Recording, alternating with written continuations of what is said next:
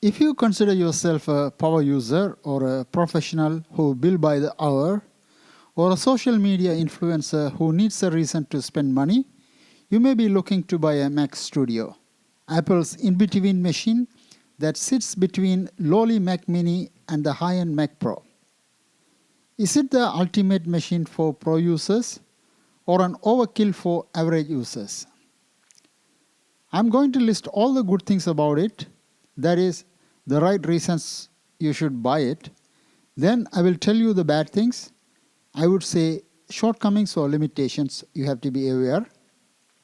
Those things sit in the fine print and most people wouldn't know until they buy the machines. And the ugly that could be deal breakers for you and you wish you knew them before. At the end, I will tell you who this machine is good for and which model to choose, M2 Max or M2 Ultra, whether you have to buy the upgrades, and above all, whether you have to wait for the next M4 version. Then I will tell you what the other alternatives are there for you.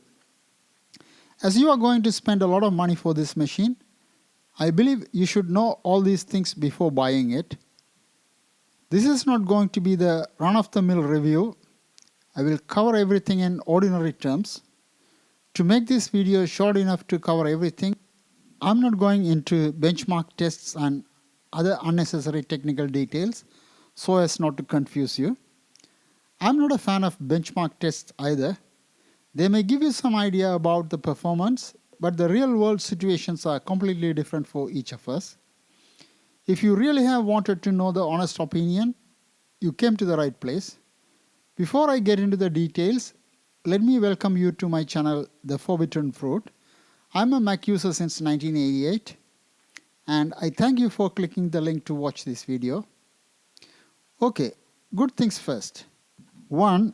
Mac Studio packs a lot of power in a small form factor, compact size that is about the size of the Mac Mini, but double the thickness.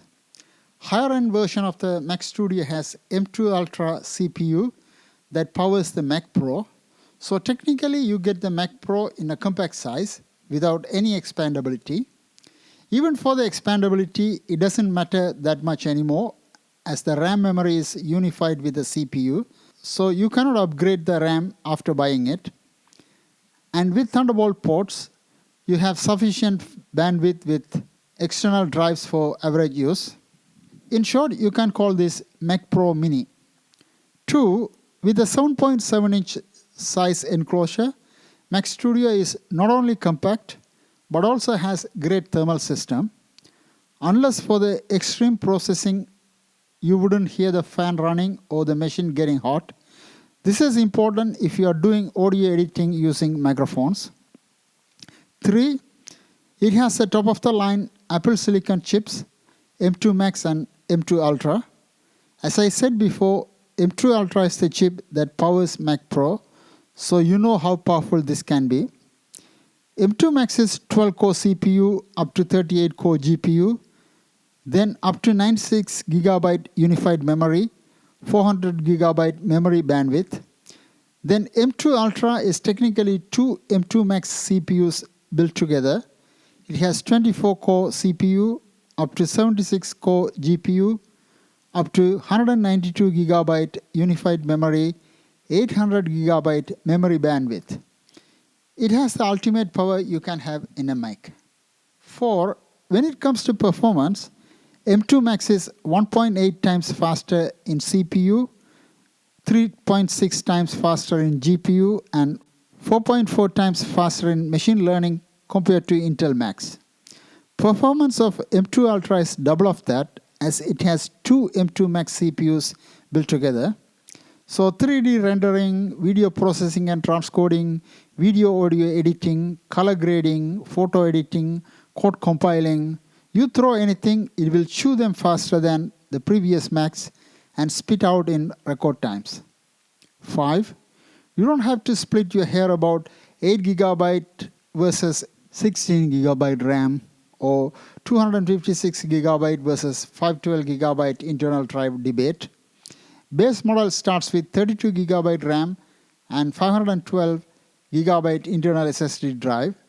So even with the base model, you can have a great head start than other Mac models without worrying too much about RAM and storage. 6. It has great expandability with 12 ports.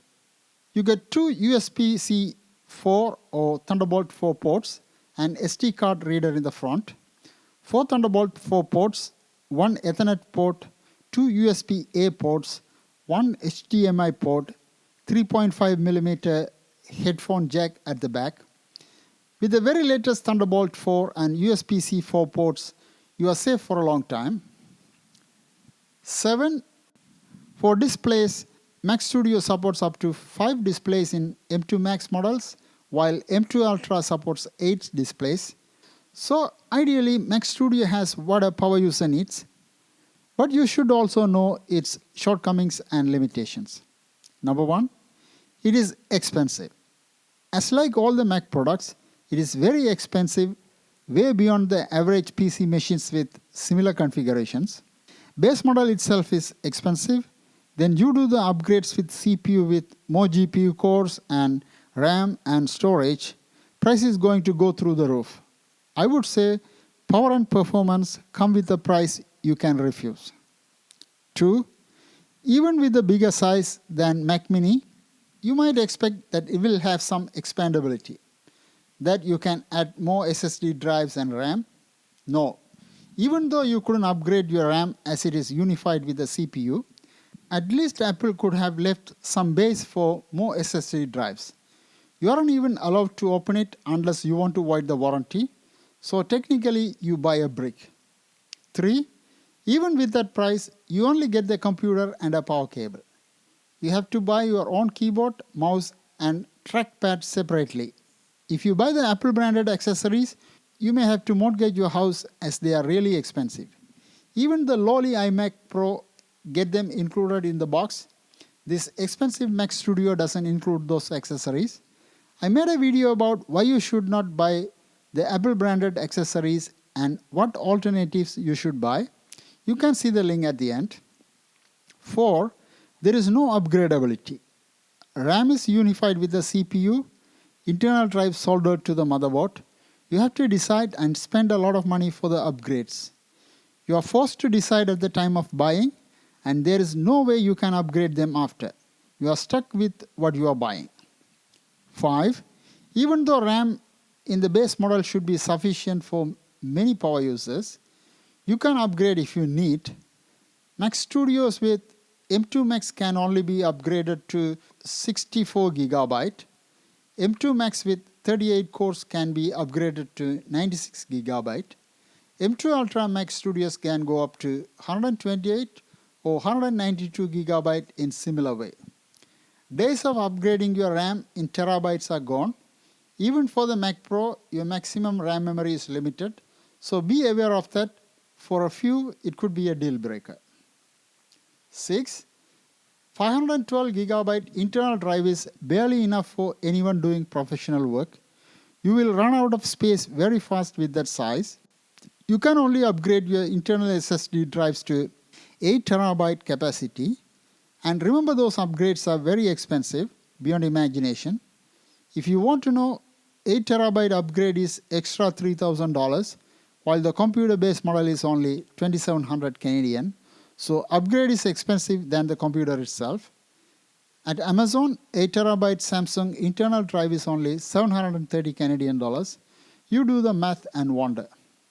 Yes, you can upgrade the external drive to your heart's content with the Thunderbolt ports, but sometimes you might need the speed of the internal transfer rate. You will be limited with the bandwidth of Thunderbolt 4, so be aware of that. And Thunderbolt drives are expensive too. That is going to add to the costs. So consider all these things before deciding to do the upgrade by internal route or external route. 7. M2 Max machines have only USB-C ports on the front. Only the M2 Ultra machines have 2 Thunderbolt 4 ports on the front. Minor thing, but it might matter to you. 8. Even though number of displays the Mac Studio supports look like a big number, it varies with resolution and frequency. That number is only for 4K displays at 60 Hz. If you need more resolution at higher frequency like 120 or 240 Hz, then the number goes down. M2 Max supports 5 displays of them. You get 4 displays with 6K resolution at 60 Hz over Thunderbolt, 1 display with 4K resolution at 60 Hz over HDMI, or 2 displays with 6K resolution at 60 Hz over Thunderbolt, and 1 display with 8K resolution at 60 Hz or 4K resolution at up to 240 Hz over HDMI. M2 Ultra models support 8 displays with up to 4K resolution at 60 Hz, but for 6K resolution, it only supports 6 displays at 60 Hz. If it goes up to 8K resolution, then it supports only 3 displays. So it all depends on whether displays are 4K, 6K or 8K and 60 Hz or 240 Hz frequency. Even for the HDMI, it can only support 8K at 60 Hz or 4K at 240 Hz. So check all these specifications if your work needs more displays and higher resolutions. As a professional, your job might demand them. 9. You get only 2 USB-A ports. If you have more accessories that use these ports like USB flash drives, printers, scanners, audio interfaces that you want to plug in permanently, then you have to buy a hub. That's another expense. I made a video about 7-port USB hub I use. You can watch it in my channel. Those USB ports are in the back. If you want to use frequently used devices like flash drives, you don't have the convenience of plugging them in the front. It will be annoying to look for the port behind every time. It is simply a matter of convenience, not going to be a deal breaker. 10. Ethernet port only supports 10 GB per second. If you need more than that, be aware of this limitation. So here are the good, bad and the ugly of Mac Studio. I think you have to know these things before buying the Mac Studio. If you find the video useful, please do subscribe to my channel. That will encourage me to do more videos about Mac. Finally, is it the right computer for you? If you are a real power user or professional who depends on sheer computer power, this is the right machine for you. If you don't need the upgradability of Mac Pro, then this is the ideal choice. It can get better than this. If you have money, upgrade to the maximum you can afford or what your work needs. Your work might require more RAM, and with your work, your internal drive might fill very fast. But remember, upgrade prices are way above the market prices. For professionals, it could be business expense and can be claimed in taxes. For average user, if you are a trust fund kid, you have to spend the money anyway. Go ahead and get the ultimate upgrades. But be mindful when you are upgrading the M2 Max, compare the upgrade prices of M2 Max with M2 Ultra base model and decide. You might be better off if you buy the M2 Ultra that has 2 M2 Max CPUs fused together and base model has 64 GB RAM and 1 TB internal SSD. But if I have to go to the route, I would rather buy 2 Mac Studios with M2 Max than M2 Ultra model because price is double of the M2 Max version. I can use one while other one is processing. It all depends on what your requirements are, whether you look for workstation power or supercomputer power. But you have to spend money accordingly. Consider all the facts before throwing your money away. If you already have the M1 Mac Studio, you are not going to see that much increase in performance. Increase is just incremental, not leap forward kind. So you better stick with the M1 Mac Studio. You still have a lot of life left on that. If you want to wait for the M4 Mac Studio, it's going to be some time before Apple introduces it. The talk is that it might be end of 2024 or early 2025. Even with M4, performance increase is again going to be incremental. So before waiting for M4, you might have already used this M2 machine and might not see the need for M4. If you need portability, look into MacBook Pro. You can get a powerful machine with portability, but it is not going to match the sheer power and performance of Mac Studio. Keep that in mind. Again, I have a similar video for MacBook Pro. If you are a prosumer who does video, audio, photo editing, and other semi-professional and home business works, you are better off with Mac Mini with enough RAM and storage upgrades. You don't have to spend that much money. I made a similar video about Mac Mini too. Or you can look for the previous M1 Mac Studio in marketplaces and find a bargain. You may not need the latest Mac Studio. For average users, Mac Studio is an overkill. For day-to-day computer users and media consumption, iMac Pro is a good choice. It comes with free keyboard and mouse too. If portability is important for you, MacBook Air is a very good choice. I made a similar video for both. So it all depends on your requirements and affordability. Know all these things and choose wisely.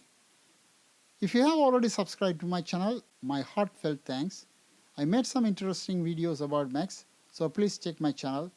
Thanks for watching and happy computing.